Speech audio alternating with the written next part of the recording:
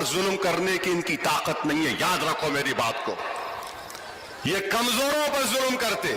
80 سال کے بوڑھے کو مار کر تم نے کیا حاصل کیا؟ تم نے بہت بڑا کام کیا کیا؟ تم نے ایسے بڑے آدمی کو.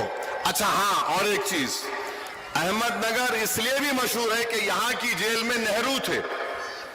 نہرو نے جیل میں بیٹھ کر ڈسکوری آف انڈیا کو لکھا تھا. یہ احمد نگر کی تاریخ ہے. یہ اچھا بھی ہے اور ایسے زہریلے بھی تھے. تو میں آپ کو بتانا چاہ رہا ہوں کہ یہ پس منظر دکھانا ضروری تھا تاکہ آپ کو معلوم ہوا، نوجوانوں کو معلوم ہو جائے. بی جے پی کو یاد ہے مگر بی جے پی بھول جاتی. آر ایس ایس کو پورا یاد ہے مگر انہوں بھگوت دوسری طرح بات کرتے. تو میں نوجوانوں سے اپیل کر رہا ہوں کہ احمد نگر کی اس تاریخ کو یاد کرو آپ، اور ڈرنے گھبرانے کی ضرورت نہیں ہے. تو تم سمجھ رہے اللہ نہیں دیکھ رہا یہ؟ اور آپ ہم سمجھ رہے اللہ دیکھ رہا. میرے بھائی، اللہ سب کچھ کرنے والا ہے. اور اگر تمہارے دل میں ذرا سا بھی یہ خیال پیدا ہے یار بڑی بے بسی ہے یار، بڑی بے بسی ہے یار، کیا ہو رہا ہے یہ؟ میرے دوست، غزہ کو یاد کرو. 65,000 شہید ہو گئے. کتنے؟ 65,000 غزہ میں شہید ہو گئے. اور کیا بول رہے ہیں؟ مرنے کو تیار ہے مگر ظالم کے آگے جھکنے کو تیار نہیں ہے. غزہ کی مائیں اپنے بچوں کو اٹھا کر کہہ رہی ہے کہ بیٹا جا، بیٹی جا. جب رسول اللہ صلی اللہ علیہ وسلم کے پاس جا تو جا کر شکایت کرنا کہ دنیا اندھی ہو چکی تھی، ہمارے قتل کو نہیں دیکھ رہی تھی. باپ نوجوان بچے کی لاش کی طرف دیکھ کر کہہ رہا ہے بیٹا جا، رسول اللہ صلی اللہ علیہ وسلم کو میرا سلام کہنا اور کہنا کہ میں نے اپنے بیٹے کو قربان کر دیا. موجودہ دنیا میں اگر کربلا کی تاریخ کہیں پر دہرائی جا رہی ہے تو غزہ میں دہرائی جا رہی ہے. میرے عزیز دوستوں اور بزرگوں، ہمتوں کو بلند رکھو. یہ دنیا دارالعمل ہے، یہ جنت نہیں ہے، دارالعمل ہے. یہ عمل کرنا ہے نوجوانوں، ہمت سے کام کرنا ہے. حوصلوں کو بلند رکھو. لاکھ مصائب اور مشکلات آ جائے، تمہاری طاقت تمہارا اتحاد ہے. احمد نگر کے لوگوں، اپنے اتحاد کو ٹوٹنے مت دو. یہ سب کوششیں کیا کی جا رہی ہیں کہ تم کو ایک موتیا جو پروتے نا موتیا کو، اس طرح تمہارے کو توڑ کے بکھر دیا جائے. تم متحد رہو. اللہ انشاءاللہ تعالی ہمارا حامی اور ناصر ہے.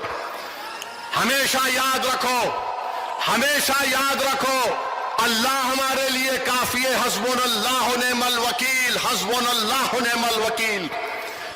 اس چیز کو اپنے دلوں میں بٹھا لو نوجوانوں. اور رسول اللہ صلی اللہ علیہ وسلم سے جب محبت کا دعویٰ کر رہے تو مسجدوں کو آباد رکھو. اپنے ماں باپ سے اچھا سلوک کرو. اپنی بیویوں پر ہاتھ نہیں اٹھانا. اگر بیوی غصہ بھی کرتی تو میری شادی ہو کے قریب 30 سال ہو گئے. تو کامیاب شادی کا راز یہ ہے جو شادی کرنے والے ہیں نا جو نہیں کرے. اب جو نہیں کرے انہوں بہت اوپر چلے گئے آج کل، یا کر کے چھوڑ دیے ہوں گے، کیا ہے چھوڑو. مگر اگر شادی کرے، بیوی غصہ بھی کرے تو بولنا اوہو رحمت برس رہی، آج نیچے منڈی کرنا، کبھی آرگیو نہیں کرنا. اس میں کامیابی ہے. اپنی ماؤں پر رحم کرو، اپنے ضعیف ماں باپ پر رحم کرو. اس معاشرے کی برائیوں کا خاتمہ کرو. پڑوسیوں پر رحم کرو، چاہے تمہارا پڑوسی ہندو ہو، مسلمان ہو، سکھ ہو. یہ رسول اللہ صلی اللہ علیہ وسلم کی سنت ہے. اب آپ ہمارا پوسٹر نکال لو، آپ جو کرتے کرو، مگر میرا دنیا میں وجود اگر ہے، میرا شناخت ہے ایک مسلمان کی، تو محمد صلی اللہ علیہ وسلم میرا ہر چیز وہ ہے. اب نوجوانوں، آپ کو شکایت ہے کہ ظلم ہو رہا ہے. یاد رکھو، جب ہم محبت کرتے تو محبت کی تاریخ یہ بتا رہی ہے. نگر کے نوجوانوں دعا کرے، اللہ میں تیرے سے شکایت کر رہا ہوں، میں تجھ سے شکایت کر رہا ہوں، مولا میرا ایمان ختم نہیں ہونا، میں دین پر مرنا. یا اللہ مجھے دین پر مرنے دے.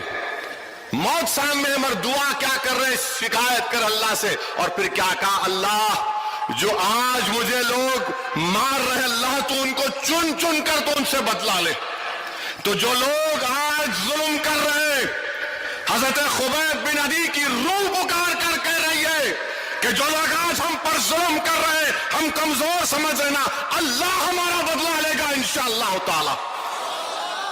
تم بے زبان ہم کو سمجھ کر مار رہے ہو، تم کمزور سمجھ کر ہمارے گھروں کو توڑ رہے ہو، تم ہم کو پیٹ رہے ہو، نوجوانوں کی جوانی کو جیل میں ڈال کر برباد کر رہے ہو، اللہ بدلہ لے گا، ہم کچھ نہیں کریں گے انشاءاللہ.